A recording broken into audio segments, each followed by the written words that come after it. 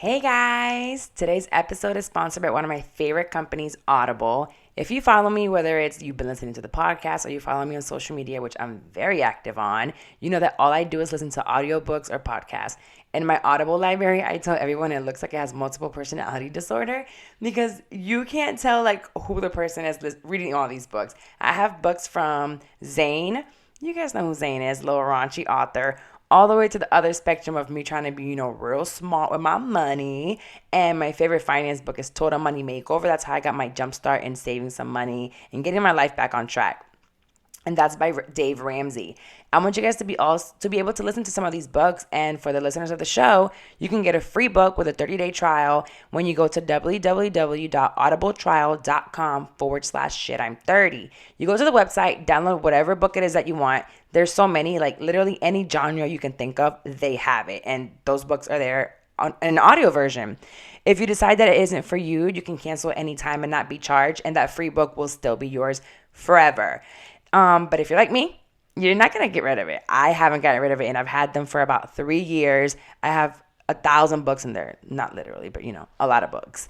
And again, thank you so much to everyone that's already been supporting and downloading that free trial. I reached out to them and they accepted. I was shocked. And they sponsored this show because I really do use Audible as much as I do. And I want my listeners that if you have something in common with me, I would love for it to be that we listen to audiobooks because we can learn so much. Anyway, let's get started with this episode.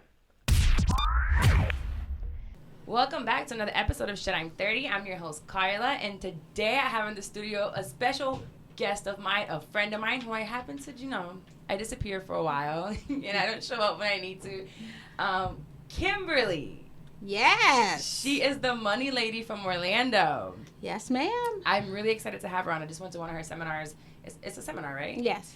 Recently this past weekend. Past Saturday, yeah. And it was amazing. And I've been wanting to do a financial literacy show just for our community for us to talk about it. So I think you were perfect. But before we get into our topic, let's go ahead and do shit you should know.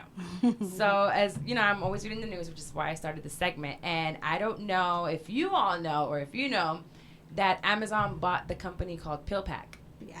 Yes. And that was huge to me. When I saw it, I love reading, people that are younger or just start certain businesses and just get huge. So there's two founders of it. I think they're 31 and 34. Wow. They started PillPack in 2013. And basically Amazon purchased it and they paid a little under $1 billion. That's huge. Huge. And it's huge, one, because Amazon has taken over. Right. It was Walmart and Amazon going at it for this company. And basically they prepackaged the medication for people and it comes straight to their door. So if you have to take these three pills every day, they send it to you already prepackaged. Oh, wow. And all you have to do is open the packaging and take your pill. And you don't have to go to the pharmacy. So Walgreens stock went down. So did CVS. All those pharmacies is before you know it, you don't have to go to CVS. Amazon is changing the game for a lot of people. Think about it. Toys R Us. Toys R Us is gone. Dex ordered toilet paper off of there. And now I ordered my dog's food off of Amazon. Right. I order paper towels. Mm-hmm. The other day I ordered dishwashing soap. There's nothing you can't get from them. No. And what's scary, that part. But what's also scary about it is if you order enough in the same day, they can have it to you later that day. So that's crazy to me. That's what I'm telling you. I get it within an hour. Yeah. It's a 2-hour window for free because I'm a Prime. Right, Prime. I'm special with that. Another thing that happened to me, so both founders will get around $100 million each because they did have investors and all that. But, honey. Walk away with $100 million. I think I can make it off of that. It might be tough. Just a little. Just a tad. 32 and 35. Wow. And they started this company in 2013. And they only had 50 customers, and most of them were friends and family that had medications, so they were sending it over to them. One of them has a father that was a pharmacist. Okay. So that's where he got the whole idea from it, but his dad worked a 9 to 5 being a pharmacist, made good money, but not $100 million in cashed 4 out years. in 5 years. 5 years? Yeah. Amazing. So I believe we need to invent something that we can cash out. Oh, I'm trying. Somebody want to buy shit on 30 right now? Right. But I'm staying on. The same way so his name is TJ Parker, the younger one. He's staying on. Okay. So what is Amazon's owner's name? I can't remember his name now. Jeff Bezos. Yes, Mr. Jeff. Love him. If you want to marry me, I'll go ahead and marry you, sir. But he is keeping him on. But think about it. So is it ape shit where Beyonce says this, pay me a check or give me equity? Equity is a way to go because not only can you get the cash up front, but the equity, if the company grows over the near future, he's going to make even more money. Oh my gosh. So much money. Sort of like the whole 50 Cent and Vitamin Water deal. Mm-hmm. And now like Nas and Shaq all owned Ring, which Amazon just bought too. I know. It wasn't Ring one of the things that they passed up on Shark Tank? Yep. So it's crazy. It's like that person kept going. Yep. To me, this was more like just follow your dreams. Right. Because Shark Tank, those investors said no. Right. And to that, some people are that's the end all be all. No. You know, if Shark Tank says no, your stuff sucks. Yeah. But hey, it worked. I feel like Nas invests in a lot of things. Yes. Behind the scenes. Low key doing it. Yes. And then it gets paid. Mm-hmm. Yeah. Which is that's freaking awesome. And then there was another one that I saw. It was Blavity. I never heard of it. But it's a 20-year-old girl. Her name is Morgan DeBon. She's the co-founder and CEO. She raised $6.5 million in new funding, which is huge. She's 28, and it's basically, she created it in 2014. It's like it's a media online site that just gives you basically like stuff from the Black community. Right. So she just has that. She got $6.5 million this year, making her the youngest African American woman to get the most. One of the things I think we as a community have to learn is it's great. College is wonderful. Had a great time. But we go to college to get a job. Mm-hmm. We need to also go to college to start our own business and become entrepreneurs because typically most of your millionaires are small business owners. They are. I mean, a millionaire does mean that you have net worth. Right. That doesn't mean that a paycheck every week is $1 million. Right. That means you have properties. That means your business is worth something. Some people think about a millionaire, they think they have, well, some do have millions in the bank. But others, have a steady paycheck of maybe like 50 or 60 a week. Right. 1,000. Right. And then they have equity that makes them, that's their net worth. Mm-hmm. So, think about it. Most of us will make $1 million in our lifetime. Think about it. It's simply 25 years at $40,000 a year, some math like that. Something very simple. 25 at $50,000 a year. Not a huge salary, but if you make $50,000 a year for 25 years, you've made $1 million. It's not what you make, it's what you keep. Right. And I spend a lot of money on things that I don't need to be spending.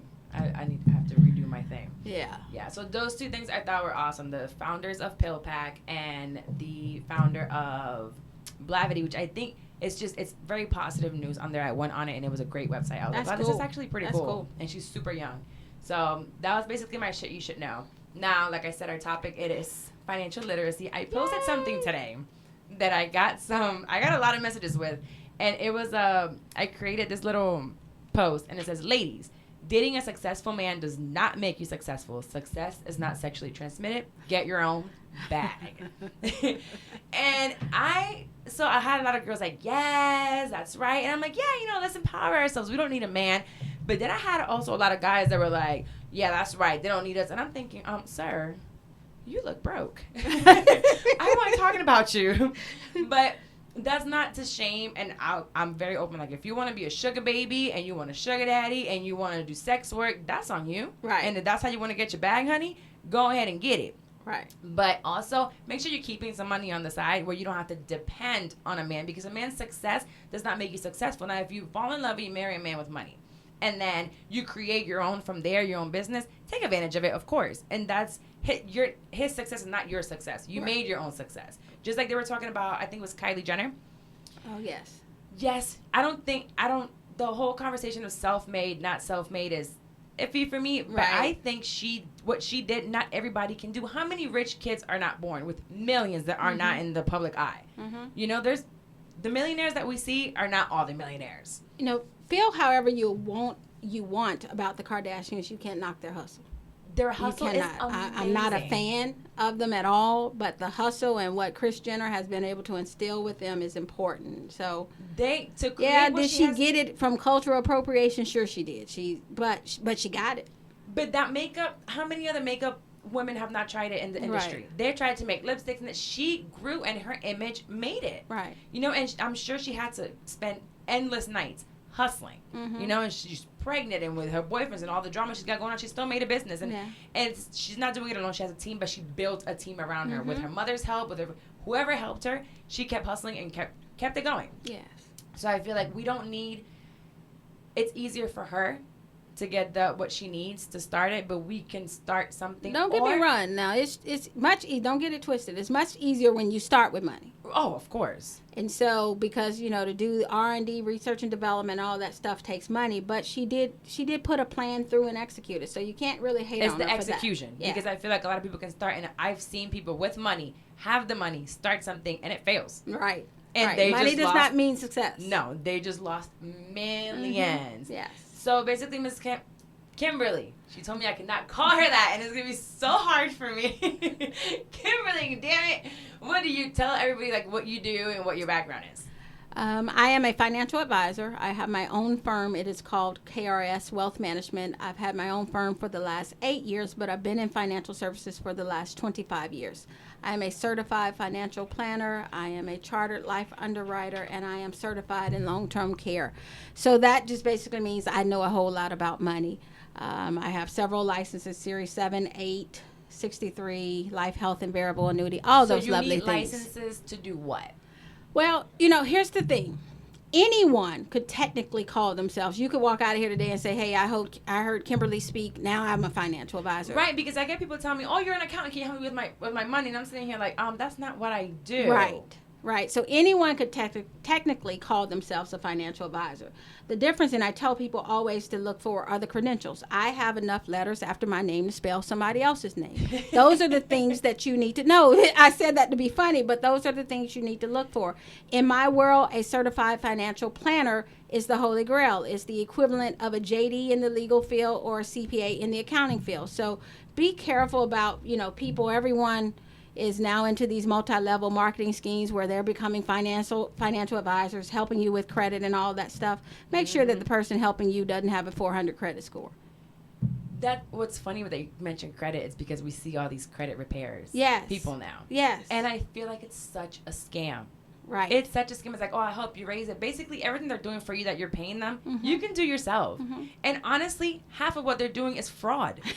Exactly. So before you know it, you'll have Uncle Tom knocking at your door like, no, you're committing fraud because you can't go and charge $15,000 or something and then go and say, oh, it wasn't me, and keep saying it wasn't you. You're doing some type of fraud to get it off your credit. If you spend it, you gotta pay it. Eventually, it's gonna come back. And so, even what I see with a lot of these credit repairs, they may get your credit score up for the short term, but in the long term, they may, get some things removed. They're going to eventually come back. Nobody is going to let you just walk away with owing them a debt, and that's the difference between them and I. Not only can I fix your credit, but I can then change your life because I can show you how to go forward. Some of it will. Some of it will. If they can then, if the creditor can prove that the way the rule states is if you dispute a debt, the creditor has 30 days to verify that debt. If they don't do it within 30 days, they've got to take it off. That doesn't mean it's gone forever. If they come back in day 37 and they said, all right, here's where Carla signed for this. This was her driver's license. This is her. This belongs to her. It's coming back. Oh, wow. So people don't know that. They see the short-term result without knowing that the long-term it's coming back. Why would American Express, who maybe got bogged down this month and couldn't respond in 30 days, let you go charge up $15,000 and never pay them? No, that's not how that works. That's crazy. So there's a few questions that we do have, and one of them was married. They're like, if I'm married, should I keep my finances to myself? Or should we have a joint account? Listen, I got out my marriage, and I don't think I'm getting married again. I don't. I think we can do everything without signing those papers. Oh Lord! They just give me a headache. So that's where I stand now. But even if I don't sign those papers, I think I want to spend the rest of my life with someone. Right. Do you have a joint account, or do you just keep it separate and say, you did with your money, I did with mine, as long as everything's getting paid and we have savings and we go on vacations? His money, her money, our money. And so that's my philosophy about marriage and money. You agreed to become one. Your money should become one. And so what I tell my married couples is there needs to at least be, if you don't want to combine all of it, at least have one household account where everyone contributes their fair share. Doesn't mean it's the same amount. Right. But everyone contributes their fair share towards household bills, towards household goals, and things of that nature. And what we tend to do as women, we tend to bury our heads in the sand. You know, one of the most poignant scenes in a movie was the Waiting to Exhale movie. Remember when Angela Bassett was in court, and it was in court where she found out that he had apartment buildings, vacation homes, and all of this. She was married to this man for 15 or 19 years and never knew any of this stuff. You can't, neither party, whether it's the husband or the wife, can assume the ostrich position about their finances. It needs to be done collectively and together. I have one couple where every Sunday they have a money meeting. And I think that's the coolest thing in the whole world. Every Sunday? Every Sunday, once a week, they have a money meeting. Doesn't mean they got to sit there and argue about money or have any long drawn out, but babe, this is where we are. This is what we're paying this week. We got enough money to do this, and move on. And that's really awesome, cool. Though. Yes. Yeah. So going into like your clients, what is, you talked about licenses that you have. What is number-wise like your highest net worth client? I can't tell you that. That's confidential. No? Is it? So, I don't want to know their name. Give me a range. Give me a range. I deal with clients that from, regular individuals that perhaps give me $50 a month. Mm-hmm. And the reason why I do that is I feel like I have a responsibility to help anyone that is serious about getting their finances in order. So I typically don't have an account minimum. Now, if I think you're going to waste my time, then the account minimum is $25,000 because then I need to be compensated. $25,000, like you have to have an account with $25K in it? Yes. Okay. But if I think you're serious, I'll help anyone with as little as $50 a month. And then I have multimillionaires as clients as well. So it goes from $50 a month to people with millions. Because when let's say I'm going to have a financial advisor, I think my main focus for this episode is our community. Right. I feel like we don't have financial literacy. I feel like we don't teach our children about money. We don't teach them how to save. We don't teach them how to invest.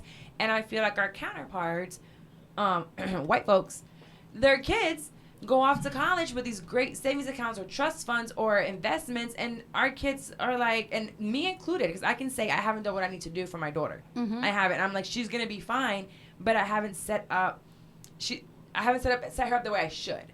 I could do so much better. So what I forgot, go ahead and say what you're gonna say. So what we struggle with is the fact that we're consumers. And so we'll have a huge blowout party for a 1-year-old kid. The kid doesn't know what day it is, doesn't even know that it's day or night, to be quite frank with you, and certainly doesn't know that it's that kid's birthday. So we'll have this huge blowout party by this kid, all these gifts and all these lovely Nike tennis shoes and Air Jordan this and Air Jordan that, when that kid does not even know that he has feet, let alone that he has on Jordans. But they don't do that.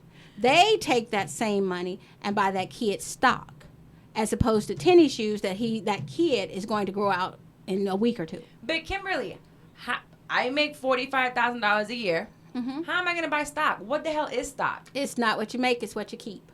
And so even if you can't go in and buy 100 shares of XYZ stock, buy one this month, buy another one next month. And before you know it, compounding is the eighth wonder of the world. So before you know it, you would have accumulated quite a bit of stock and quite a bit of money. The way you eat an elephant is one bite at a time.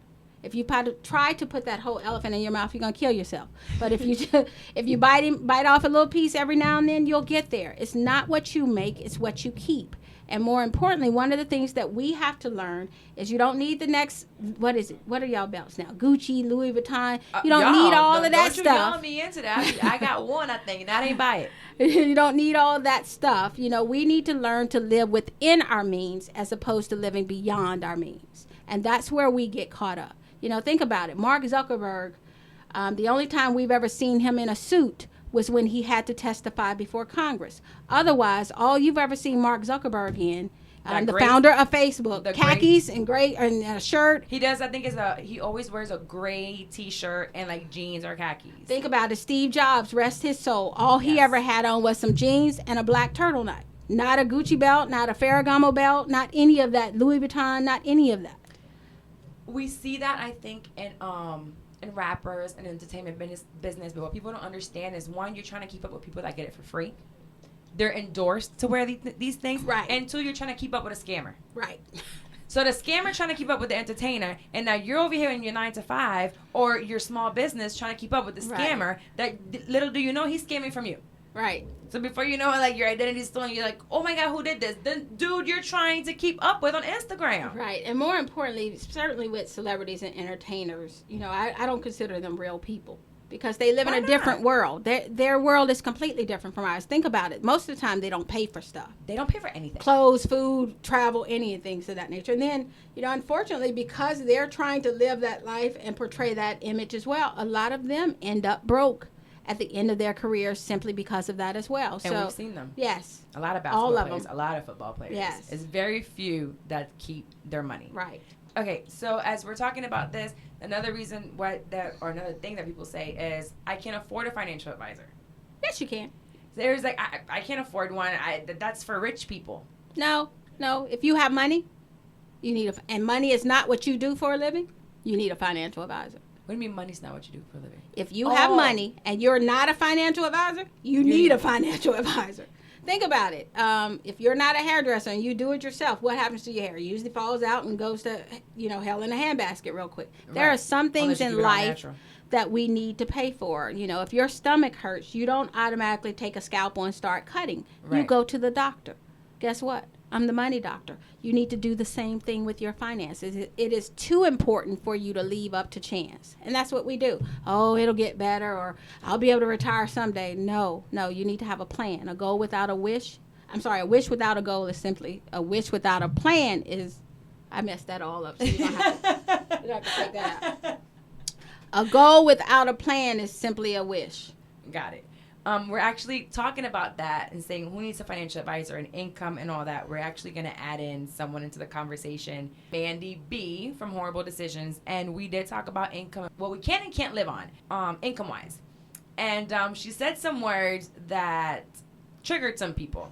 And her and I have a completely different mindset on it and opinion on it. And I want to, now that we have an expert here, let's see, maybe we both have an opinion. Maybe we're both wrong. Maybe there's a middle thing. Maybe we're thinking different. So we're gonna go ahead and call her out. So let's say hi to Mandii. She's on a call. We had to do a little messing around because for technical difficulties, certain things didn't work. But Mandii is on the phone right now.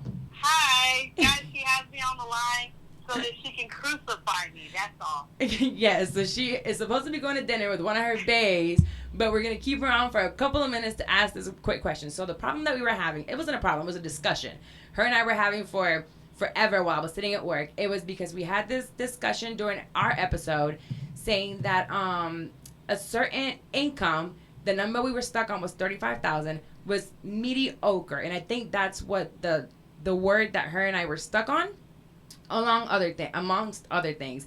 But I want her to give her point real quick as to why she believes that people that make, let's say 40,000 or less are quote unquote. We said 35,000. Okay, 35. 30. So 40 isn't 35. 35,000 is approximately like $16 an hour, which is what a lot of jobs are currently offering, and it doesn't even matter really in what industry you are. Okay. It is kind of the average across the nation, I would say, because 35,000 is still the median income for U.S. households. Well, maybe not a household of two, but for sure it's the median salary for the United States. And so I spoke to Carla because I sent her a screenshot. One of my listeners actually wrote me and said that she felt offended at me saying that 35,000 was mediocre. She said that she had a car, a house, and a child, and was happy making 35,000. And that to me would be the definition of mediocre. And I think people just have an issue with the word mediocre more than anything because it has a negative connotation to it. No, it is a negative word. It is negative. It's a negative word, but it's how people take it. For anyone who's listened to my show, there was a huge debate about the word promiscuous. There's a negative connotation to that. However, there's still a definition. And I actually want to read something because I found it. So mediocrity has Latin parts that together literally mean halfway up the mountain. You can see how it still applies in climbing the mountain or ladder of success. But which mountain are we talking about? So mediocrity is in the middle. And when you're classified economically in the U.S., 35,000 is economically stated as middle, lower class. Okay, so really quick. So if you're going to be in the middle and average, you're mediocre, especially if you're content at 35,000, because then that means you're not even trying to do better. You're okay with being average. You're okay with being middle, lower class. In no sense does anyone want to be middle, lower class. Okay, hold on. Miss Kim is going to go ahead and speak on it. Because another thing we did speak on is the fact that you were saying that if something were to break down, that you and I had the discussion of, you were saying that you can't save making 35 grand. And I told you someone can save. I feel like they can save. No, they can put money bullshit. aside for an You're emergency, bullshit. an You're emergency bullshit. fund. They can live within their means of 35,000. You're full of shit. Okay, hold on. So let's speak on what the financial advisor now. Remember you asked me for her to say all the licenses she has, and according what everything she said, she can spell somebody else's name with all the letters she has behind her with all the licensings. So she has all of that. Okay. So she's gonna go ahead and go into it real quick. So my first question to you. Yeah, go ahead. No, you go ahead. No, I would just like to know, because as someone who grew up in a single parent household with a mother who, there was 3 of us, she made around that threshold. We got government assistance growing up. I just know that at 35,000, me even being an adult with no child having 35,000 as incomes in the past, there was no way for me to save. And I did have an incident where my car did break down, and in that instance, I didn't have money saved to. Not only that, if you could also go forth into the financial illiteracy that we have as a minority or people who are growing up in lower income areas, we don't grow up with financial literacy. So to assume that someone making 35,000 has the financial literacy to save or not get into credit card debt or not have student loans, to me, that's just not logical. All right, Miss Kim's gonna go in. Hold on. All right. So let me tell you all the letters after my name. CFP, CLU, CLTC. I have a Series 7. I have a Series 8. I have a Series 63. I have a life, health, and variable annuity business, and I've been doing this for 25 years. And you are unequivocally wrong. Let me tell you a story. Osceola McCarty, and let me break it all the way down so that it will forever be broke.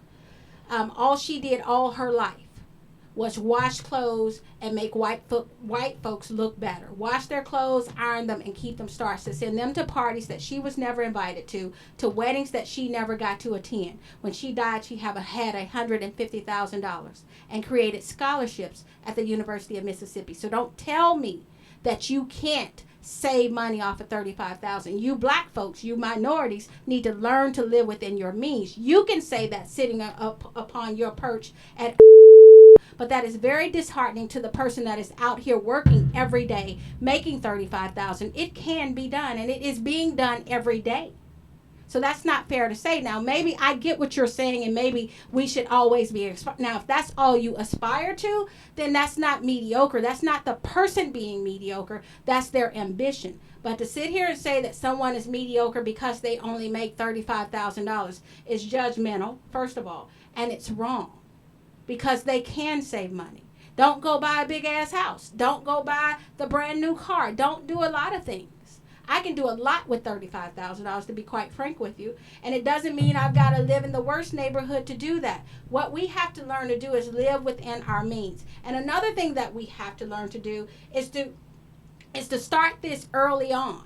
And that, I agree with you, financial literacy is not taught in our communities, but it's certainly not going to get taught in our communities if we make the person that's making $35,000 feel like they're less than. Now, do you have any clients yourself that are Sure, I do. Sure, I do. As I mentioned to you earlier, Carla, my clients range from those that give me $50 a month to those that have multi-millions. And those people that give me $50 a month or $100 a month, they don't make millions of dollars. But it's not about what you make, and that's what you all need to learn. It's not about what you make. I know so many rich, broke folks, I don't know what to do. Let me break it all the way down for you. The kid that only has a high school diploma has a positive net worth of $5. The kid, those of you that think that went to college and got all these degrees and think you made it, you have a negative net worth. So don't tell me that you can't make it off of $35,000. I am personally offended by that because it's very short-sighted and it's very nearsighted. And that gets my blood boiling because guess what? We don't live in a country where minorities make a whole lot of money. And so what we have to do and what I've learned to do is to get them where they're at. And so if that means you save $50 a month or you save $75 a month and you invest it, does that mean you're going to retire and live in Aruba? No. But does that mean you'll have a little something when it does come to retirement? Yes, it does. How do you eat an elephant one bite at a time? Don't let anybody tell you that what you make is not sufficient. Now, if you're talking about their aspiration, that's a whole different story. But simply because someone makes $35,000, that's not calling them mediocre. And I think that's why the point that I think I was trying to make to you, Mandii, is that not everyone is an entrepreneur. We can't, what are we going to do without janitors? What are we going to do without teachers? Let me ask you this, Mandii. What is your rent? Let me ask you this. What is your rent in New York City? Almost $2,000. That's your fault. See, the person that's making $35,000 doesn't need a $2,000 apartment. Because that's what you live in, and I don't even know you. It's an apartment. So, if you're making $35,000, you can afford an $800 or $900 apartment. You can afford a Honda Accord. You can afford to put $100 aside. See, what happens is when us Negroes... I wholeheartedly disagree. But you can. It sounds good. It sounds good because there's car notes, there's car payments, there's gas, there's... But you have to choose there's which not, car you dear. want. No, there's dear. You don't have to go get a brand new car. Trust me, I have a pretty Range Rover sitting out there. But that Range Rover will get me to the same place that the Kia will. You got it twisted. You don't need to do all of those things. I have nothing twisted. All I know, I come from a family that is in that. Let me tell you something. No, to this day, my mother has never made the amount of money that I make. To this day, my grandmother, who is 82 years old, just had this conversation with me the other week, said the most she ever made in her entire life was $7.21. That heifer owns a house, she's owned several cars, and she dresses to the nines. She was a preacher's wife. So don't tell me that it can't be done. And when she leaves here, she's got a $15,000 funeral already paid for. Will be in a mausoleum. So don't tell me that it can't be done. I don't know you, and I don't mean to sound. I hope someday we can meet and have drinks. But what you're putting out there is negative energy. No, but remember, a preacher's wife doesn't mean you make a lot of money. No. Churches don't make money. Child, please. Child, My please. preacher was driving a Hummer, honey. No, we're talking 82. We're not talking Creflo Dollar. No, she said her. We're not talking Creflo Dollar and TD Jakes. They're anomalies. Come on. You're smarter than that. No, you can't say that. The most she ever made an hour was $7.21. Went and bought a brand new Chrysler. Yes. She didn't. Yeah.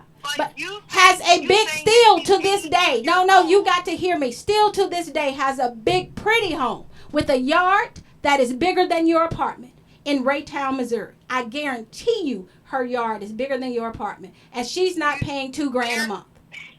And then when there's a concept, time value of money.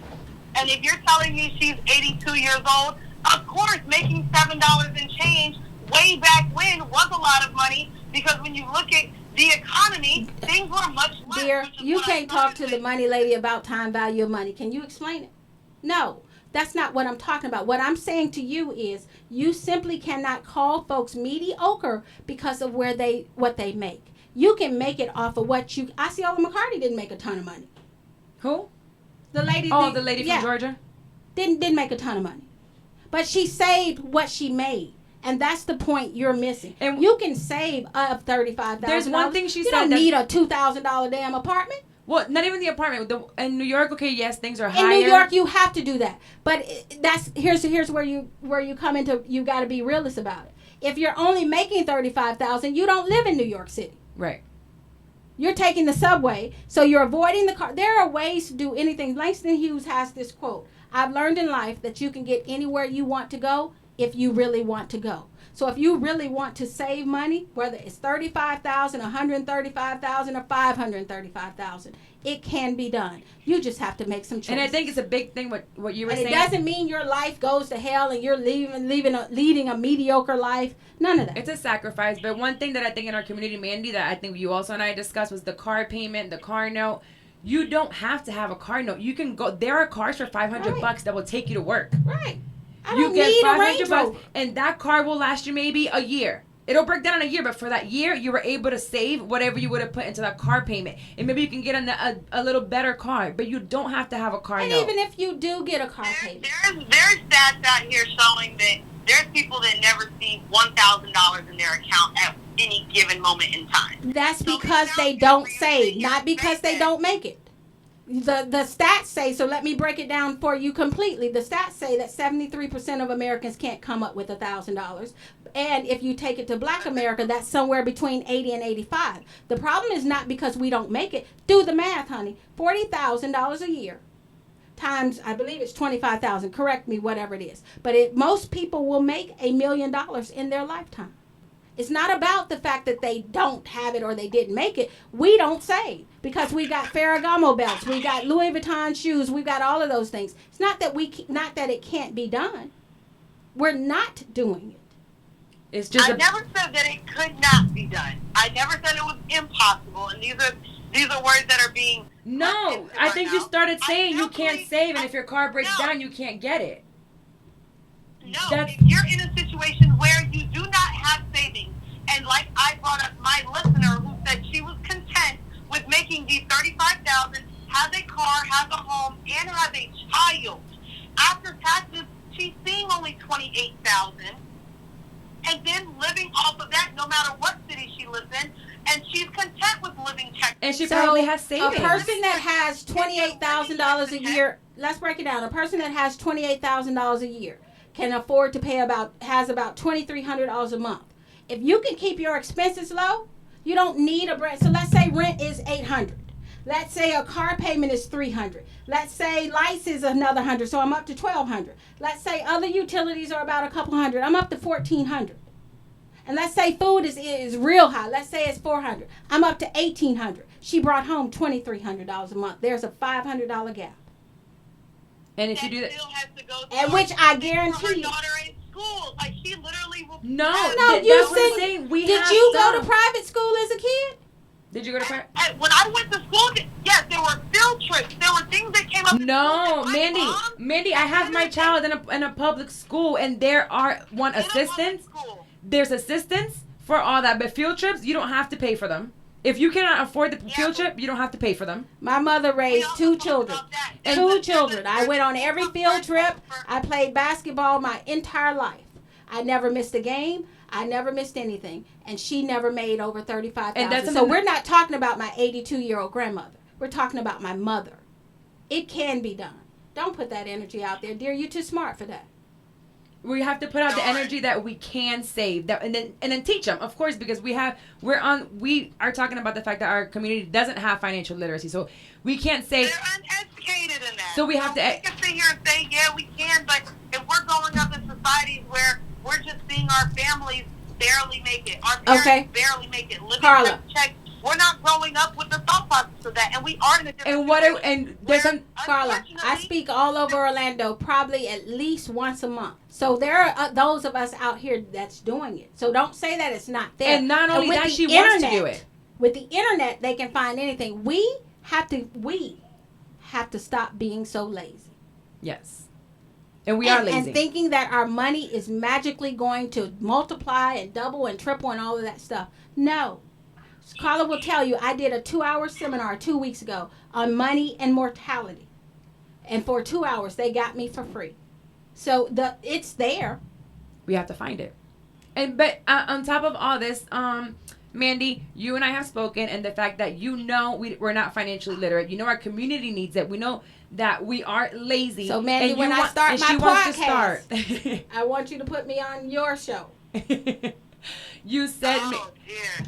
yeah. So, Mandii, you did say you wanted to start something. You're looking into maybe starting something with friends that can teach other kids growing up, saying, you know what, this is an attorney that looks like you. This is an accountant that looks like you. This is a doctor that looks like you. Let me teach you how to save your money. So instead of putting out there the energy is like you can't save it or you don't have it, it's let me teach you how to get it because it can be possible. Done. And I think, dear, and we I'm just sorry, can't wear I get Nikes. real heated about this, so don't take this personal. I think the problem is the word, your choice of words. It's not mediocre to the person that makes $35,000. How do you say that to the mother that's catching the bus to get to work, busting her ass for her kids, and coming home, cooking dinner, not eating because, all of that? How do you say that's mediocre to her? That's not fair. You don't say that. Now, do you say that's fine? It may not be nice. Life isn't fair. No, it's not nice. But she's busting her ass and working. Am I supposed to be cussing? She's busting her ass and working. That's very judgmental, and it's somewhat elitist. It is because let me tell you something. I'm a lot older than you and Carla. I grew up on food stamps. But here's what I need you to do. Then here's what I need you to do. Don't forget where you came from, because I grew up on them too. And I make way more money than you do. But I'll never sit here and say that anybody making $35,000 is mediocre. Never. I drive a car that's way more than that. So that's what I'm saying to you. I get what you're saying, that we as a people need to aspire to do better. Right. And that if I'm making $35,000, let me see how I can parlay this into doing something else. I get that.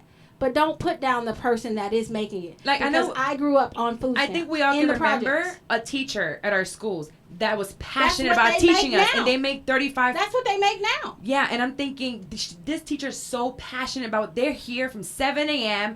until 6 p.m. They don't have a side hustle. They just want to teach, and they make $35,000. I had a teacher in my office recently, makes about 40, so a little over your 35. She owns a home, has a nice car, and is putting money in her Roth IRA every month. So I'm telling her that she's mediocre? Is she a single parent? Yes, she actually is. She's a single parent. Yes. Not depending in any way, shape, or form on any type of government No, assistance. she's a teacher. They're not going to give her any, honey. Teachers can't get assistance. Okay. It's possible, babe. You can sit here and you can sit here and show me these little scenarios that are, to me, I mean, my opinion still has not changed on it. And I feel like people should strive to do better. And so, if she's content with making $35,000, I think that's what you're saying is that. I think I am maybe more so looking at the aspiration and goals to do better. Nobody's content with it. We all want to be rich. Yeah, I'm not content with what I make today, and it's way more than $35,000. But so nobody's content with it. But if that's where she is. That's where she is, and it is not up to you, me, or Carla, or anybody else to judge her or tell her she's being mediocre for that. Maybe she is in school to try to get a better education and make more. That's not, forget fair. That's not cool. All right, Mandii, I'm going to let you go on to your date. And, No problem. Thank you, dear. It was a pleasure talking to you. I think this is one of those conversations that I appreciate that you're having because it needs to be had. Clearly, it's one of those where people can agree to disagree. We all have our thoughts based on our experiences, based on our education, based on what we've seen. I appreciate speaking with you. You've clearly witnessed things that I have not, so I appreciate you sharing that with me. And it is something like I hope to be able to do what you're doing one day and hopefully change my outlook on a couple things as I age and get into that space. Thank you, dear. And please don't take it personal. I just get really animated about that. So I appreciate your point, and that's what we need to do in our community. We need to have these discussions. So your point of view is valid. That's what you feel, and I'm all for it. I'm not saying you're wrong. I'm saying let's try to change the energy that we're putting out there. I can attest to that. And thank you so very much for having me on, Carla. You guys continue with your show, and I hope that this episode definitely reaches all of your listeners. Yes. For sure. Because like I said, again, this is definitely a needed conversation. So I appreciate you both. Let's keep it going. Bye. Let's keep it going. Let's definitely keep it going. We're going to keep talking about this a lot more. Alrighty. Okay, bye. Bye, guys. All right. So that was intense. I love Mandii, and her and I have had this conversation over and over and over again. Because she stuck to her guns. Oh, and that's how she is with everything, and that's how too. she's gotten to where she is. When she believes in something, it doesn't matter what it is, she is going to push for it and fight for that. And It is what it is, and that's gotten her to where she is because she's determined. And she did say something at the end. It all comes from experiences. And if she felt that way growing up, and it's like, this is mediocre. This is not my lifestyle. It's not how I want to live. She wanted more. She wants everyone else to want more. And I can totally understand that. But there's some people that don't want to live in a $2,000 apartment in NYC. And that don't want to be on a subway. That want some other things that are more important than money can buy. And so it's not fair for us to judge those people based just because they don't have simple money. Right. It's just numbers. They don't think like that. Some people are okay. Like we said, teachers. There's janitors. They live happy. Yes. And do well. And to me, like, I know I couldn't live without my cleaning lady. I don't know how to clean. Right. So I know that I have to make a certain amount. But let me tell you this. I make a decent amount of money. I still clean my own home. That's a sacrifice that I'm willing to make so that I can do other stuff with my money. And so that's what we have to learn is if all you have is $35,000, there are certain things that you can't do. Right. Like I can't afford your bags and your shoes. Or I probably could if I cut back on other stuff. Right. So let's say I can cut back on certain stuff, on some other expenses, and then I can go and get me my bags. That's and I can get me my shoes. But I've made the yeah. choice that I want my cleaning lady. Right. I didn't have cable for years. Right. Because you wanted the cleaning lady. And I wanted my cleaning lady. You know what I'm saying? It's like, you know what? This $100 is going to her. Right. Instead of going to the damn cable. I'll just get Netflix for $11.99. Right. And it makes it, so it's just different choices like that. So instead of buying the Nikes and everything else, you know, I'll put it towards savings. And you can still do those things. I am a huge TJ Maxx and Marshall shopper. Y'all think I spend a ton of money on clothes? I don't. You can find Nike in there. Yeah, you can find Michael Kors, you can find Coach in there, and Coach came back. So it's not about, and that's one of the biggest things that we as a community miss out on. We're so busy trying to keep up with the Joneses, the rappers, and the celebrities that we miss out on our own blessings. Those 30, I promise you, that Kia is going to get me to the same place that Range Rover does. It doesn't even have to be a Kia. For a good example, I'm sorry if I say this about her, but Alicia, she inspired me to keep my car. Right. So I got my Toyota brand new out the lot like in 2010, so it was 2011. But it was the greatest thing. Gas had just gone up, and I said, I'm getting my Toyota because my dad wanted me to get a Mercedes. So he went to look at Mercedes, and I'm like, well, every time something breaks, I gotta pay for that. And they're costly. And they cost a lot of money. So I said, Dad, you know what? I'd rather get me a brand new car off the lot. Let me get me a Toyota. Right. So we went to the Toyota. I checked out Honda and Toyota. I got a Toyota. So I said, that car has not broken down on me in, 8 years now? Yeah. Amazing car. So I wanted a new car, and I thought about Alicia. And the car that Alicia would drive. I think the Lexus her mom gave her. And it was an older Lexus. And that car, she drove it to the ground. Yeah. And at the end of last year, I said, you know what? I can afford a new car. I want to get a new car. I want to get me into like a Lexus or I wanted a truck. I went all the way to start researching and going. And I said, you know what? I don't need this. I don't have a car payment. Right. My car is paid off. Right. So I'd rather vacation. Right. I'd rather save. And in a year, I don't think most people know, after my father passed away, I went back to school to finish my last year. And I took a huge pay cut. I went from making $50 to my last tax return was, I think it was $13,000. Yeah. I was making nothing. Right. So I came back and I saved. And I said, well, I'm making what now? I think so after all my income. So I'm at which is, I don't know why I'm saying my income. It's hard. When now I have credit card debt. I have student loans. I have a whole 13-year-old who wants to do is eat, go out, and do everything she wants to do. Right. I want to travel. I like to eat out. So where do I save the money? So I told myself every single check, I'm going to put something apart. What I have made and what I have put into a savings account this past year, I have never done. Right. Not even when I was in the club making $1,000 a night. Right. I would have $5,000 a week, Miss Kimberly. $5,000 out there hustling. Man, we need to open up another club. Listen, so by the way, you guys, she is the owner of Draft, where we was out there drinking and hanging out. So she did own a club. I was making so much money back in 2012, 2013, and I didn't save jack. And I was making so much more than I'm making now off a fucking paycheck, working 9 to 5. Right. And I see my savings account and I'm like, wow, I haven't had a safety net. So that's a question that I do have. So now we have a job, and most people have 401ks or IRAs. What do they need to do first? Put money towards that 401k or have a savings first? The simplest budget I'll ever give one is simply this, is whatever you make, 10% of it should go to God. That's simple. That's my belief. That's what I believe. So if you ask me the question, that's the answer to the question. And if you don't believe in God? God bless you. Then 20% of it, you should be saving and investing. And you should be able to live off of the 70%. Now, let's say today you're not able to do that. That's what you're striving towards. Well, 20, that'll be 80%. So live off 80. Well, if you don't do the God part. Oh, okay. 10, 20, 70 is 100%. So if you don't believe in God, I do. Thank you, God. I do. But if you don't believe in God, then you figure, God, like I said, God bless you. But 10, 20, 70. 10% to God, 20% should be saving and investing. And there is a difference between saving and investing. And you should be able to live off of 70%. That's what your aspiration should be. Now, it doesn't make you mediocre if you're only able to save 10%. Save something. But you know where you need to go. So every time I get paid, I take 20% of whatever that number is to the penny, and I put it aside.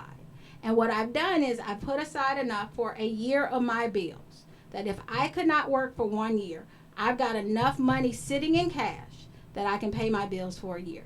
Anything above and beyond that, I'm investing. And that's because I need it to grow. Yeah, just in a liquid account. I don't, because if it's, let's say a year's worth of your bills are $20,000.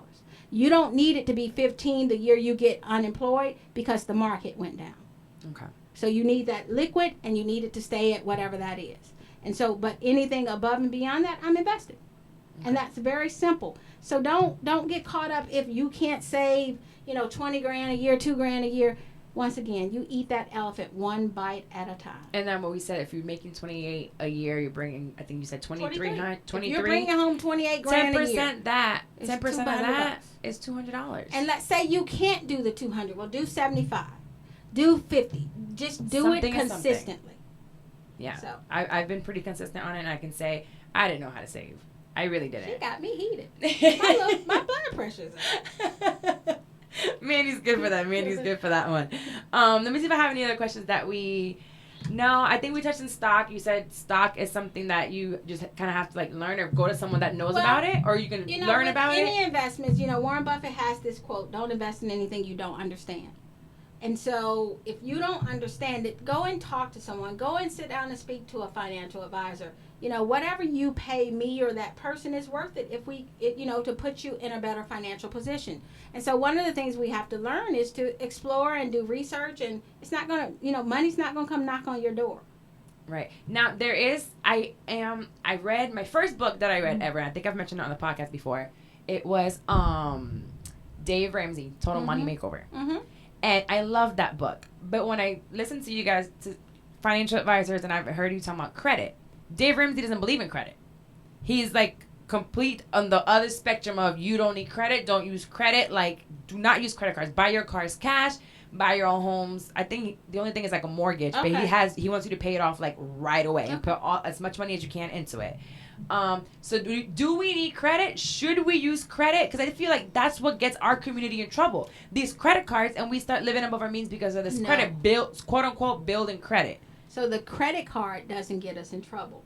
What gets us in trouble is that we buy things that we don't need with money we don't have to impress people we don't like.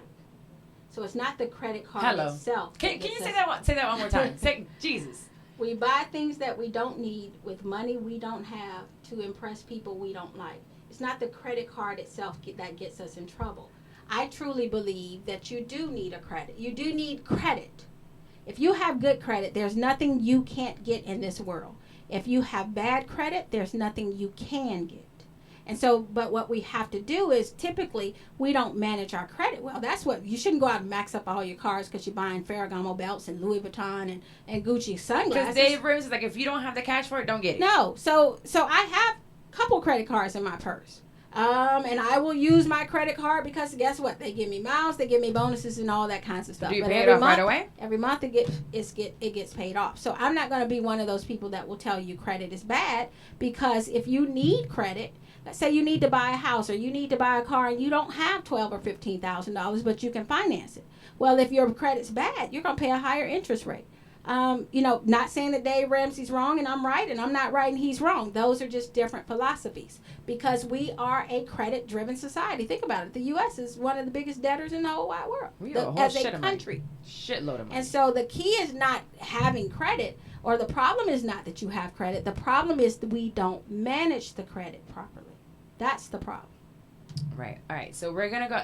This was so good, and I feel like we have to keep it going because I'll come back. How about not only us as adults, then we need to talk about it, but we need to talk about how to teach our kids certain things. And that's a whole other conversation. And I also wanted, there was something you did. I'll have to say it for shit talk. I have a perfect shit talk for today. Yes.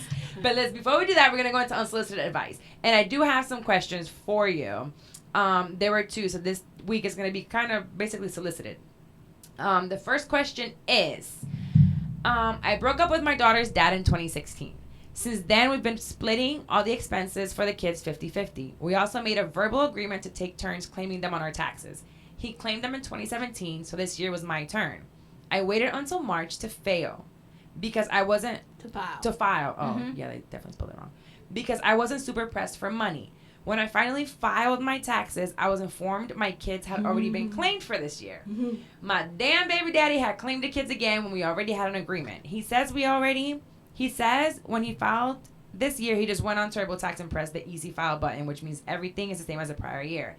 He says he's totally forgot about the kids' information was on there. I call bullshit, but whatever.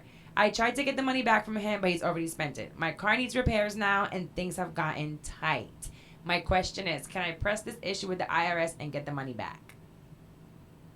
Well, anytime you involve the IRS, you have to be willing to press charges against him. And is that something you really want to do and ruin a relationship based on that? He has a right to claim them, right? Because you all share expenses. So let me give you the disclaimer. I'm not a tax professional, and so I don't give tax advice. But one of the things I will say is, do you really want to go down that road, or do you now make sure that maybe you make it up for the next couple of years, that the next couple of years are your turn? Well, what I see from here, the only reason she's upset is because she doesn't have money for her car repair. Well, and the income, I feel like we shouldn't be depending on an income tax refund. So let me break that down for you. The truth of the matter is, you're not supposed to get a refund. Now, it's a little different because of people who have children, because you get all the deductions. But the truth of the matter is, remember, look at the definition of refund: to give back or repay. All you're getting back are taxes that you overpaid throughout the year. And so I call it, Carla follows me on social media, and it's funny, I call it tax baller season. Right. Because from February to May, y'all are balling out.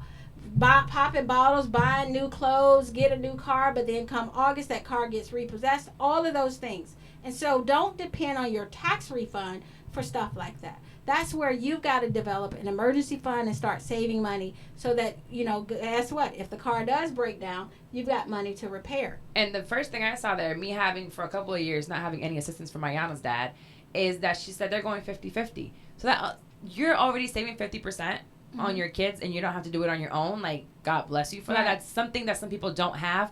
Put some money aside because you don't have to take care of your kids 100%. Right. He is helping with that 50-50. So I think her problem is, or the pickle she got in is that she didn't have any savings, and her car needed repairing. So we just talked about this with Mandii. It doesn't matter how much you make. If she would have put for that whole year, put aside $30 every month, how much is that? That's $300 and something. That's $360. Yeah. So that could probably put on all new tires or something in there, So if you would have put $50, that would have been $500, $600. Right. That you would have had. And I think we can all say we can save $50 a month if we don't go out to eat twice. If we go out to eat, if I leave here now and I go anywhere to eat, where I'm going to sit down in a restaurant and someone's going to serve me, it's $50.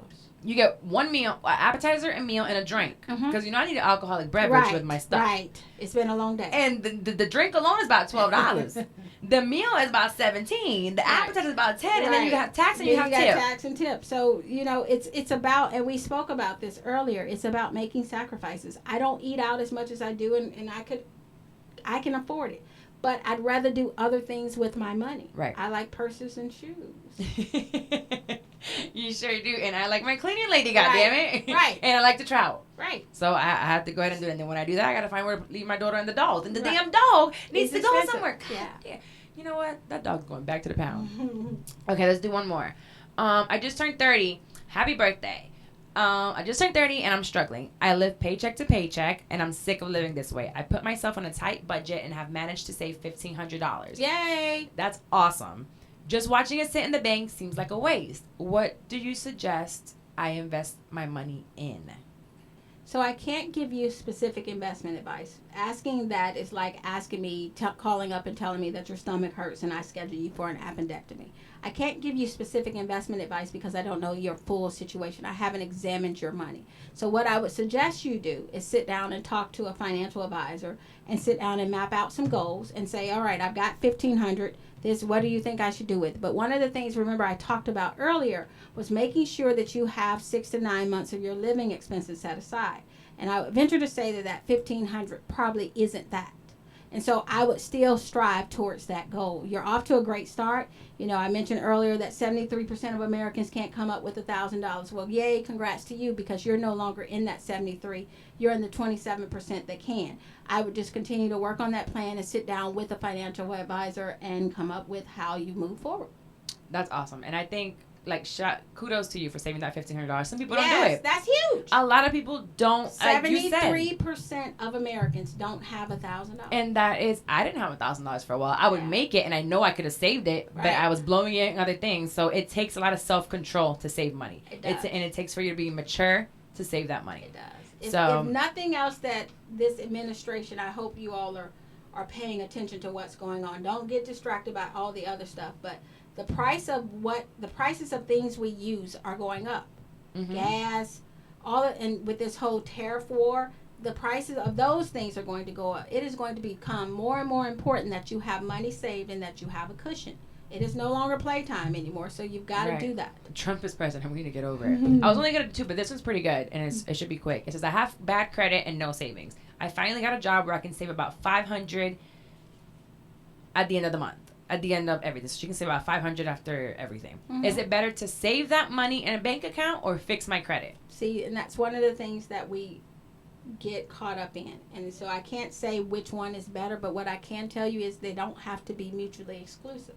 You can do both. Right. So $250 can go to savings and $250 can go towards fixing your credit. What, and I can't say that without examining the whole pie or the whole picture. But we don't have to, I can't save because I'm paying off debt. Oh, I can't pay off debt because I'm saving. No, those things don't have to be mutually exclusive. You can do both. You can dance and chew bubblegum. That's good. That's a good one. So if you guys have any more questions, at the end we're going to do where you can find Miss Kim. But my favorite segment is shit talk. And I get to talk a little shit. And as we're talking earlier, it just clicked to me. I didn't know what I was going to talk about. I'm like, I'm going to find something as we're talking. And I thought about it when I just went to Miss Kim's funeral. And there's something that irks her as much as it irks my funeral. me. I mean, not your funeral, your seminar. We were talking about funerals. That's what. Thank you. I didn't killed you while you were. I killed you while you're here. So her seminar, we were talking about funerals and life insurance and all that. And the first thing that I know that upsets her and it boils my blood. GoFundMe accounts for when a motherfucker die broke. Yeah. So he got every Jordan known to man, but when he dies, somebody sends me a GoFundMe link to do. There's nothing I cannot stand more than I know things happen. No one is waiting for their death. There's only I don't think it's a large amount of people that we have people with cancer that they know, hey, you only have 3 weeks and they're about to die. Most of us don't know when we're going to die. Right. We don't have a terminally ill disease that says I only have until December 3rd to die. No, we don't know that. So we should all strive to have some savings, to have, we don't even have to save. Get a life insurance, which costs, I don't know, it can cost anywhere from your job with like $15 to, I don't know, $500 a month, whatever it is. But I'll be damned if I ever put a goddamn dollar into somebody's GoFundMe account for a funeral. I have seen some that go towards saving children or for foundations, and that I understand. To save money, to do more for others as a community. And I will absolutely support that with my money and with my time. But I will not help you put your motherfucking cousin on a horse and carriage, like you said, with a shitty-ass horse, for you to ride him around downtown so everybody can see what? That now you're leaving me with more debt? I will not. No. I will not. My father could have had a huge funeral. You know what? If I could have put him in a cardboard box, I would have. Yeah. I really would have. But they told me that I couldn't rent one. I don't know why. I'm going to start a funeral home where I can rent some, rent caskets. I want to rent a casket, but apparently you can't do that. And I know he was turning in his grave when we picked up what we picked out. And we even tried to go cheap because he was only going to be in there for 2 hours and then get cremated. Right. So funerals are expensive. We should all know that we don't need a job to have life insurance. You have a 100% chance of dying. 100. It's either going to be tomorrow, it's going to be in 20 years, or in 30 years. So we don't know when it's going to happen. So if you know that's going to happen, it's the most ironic thing to me because we are very quick to insure these phones. Oh, yeah. Y'all got more insurance, and I said y'all on purpose. Y'all got more insurance on the phones than you do on your life. Your ability to earn an income is the biggest asset you have. Why not protect that asset? Right. So I want you guys to... Carla knows my rule. If you tag me on a GoFundMe in any of my social media, I am going to unfriend you and block you. Yes. I see it and it just boggles my mind. It's like, come on, man. And then they have these crazy funerals. It's like they drove a Kia, but then for the funeral, they want a Rolls Royce to drive around. You couldn't afford that shit when you were alive, bro. What the fuck are you doing on a Rolls Royce when you dead? It doesn't make any sense. So I'm not saying that if you die in a Honda, you need to have like a shitty funeral. No. But have it insured. That way, whatever it is that you want, you're not putting everyone else that's still here in more debt. Right. And stop leaving your family with a shit ton of debt. Because these elaborate funerals are not for the people that are laying in the casket. They don't know what the hell going on. They don't know what's going on. They're dead. That's what I told the funeral guy. Put my daddy in somebody else's casket that just died yesterday. He can't smell it. It's for the people that are left behind and that feel guilty and have all these other emotions. I tell my mom and my sister this quite a bit. I vacillate between whether or not I want to be cremated. But whether or not I am, don't spend a whole bunch of money on my funeral because if you do, I'm going to come back and I'm going to hunt you forever. Throw me in that fire. Do not put me under the ground. One, it just creeps me out the fact that bugs are going to be eating you and they're going to go in your ears and I don't know. That's just disgusting. Cremate me. It's cheaper. Keep me around. I still got my daddy in my house. That doesn't do much to me. Right. It's like it can sit there. What's it going to do? Come out the ashes? And right. No, it's only half of them. My grandma kept the other half. But definitely cremation is much cheaper. And if I don't have a Rolls Royce when I die that you can put me in, I don't need you to rent one either. Whatever you choose, just, whether you want to be cremated or buried or entombed. Like I told you about my grandmother. She's going to be in a mausoleum. Not cheap, but she's prepared for it and she's paid for it.